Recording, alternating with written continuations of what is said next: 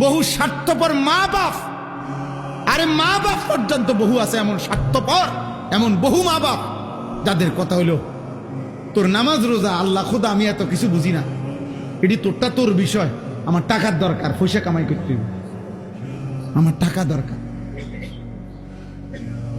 টাকা কামাই করলে আমার লগে থাকবি, নাহলে বাদ দে।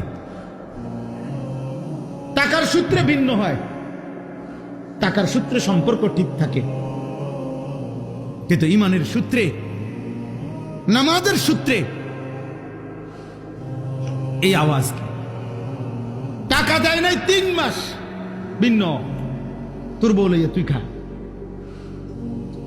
যা তুই বাইর, তুই আমার মুখ দেখবি না, আমিও তোর মুখ দেখতাম না।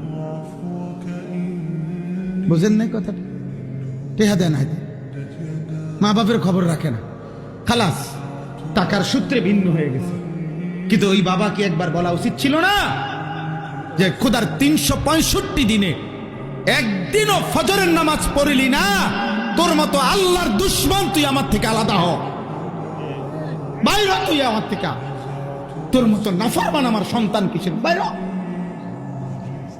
না তো আমারে বাইর করে দে তোর থেকে, যা বেটা, হয় তুই আমার ফুত না, নয়তো আমি তোর বাপ না, যা।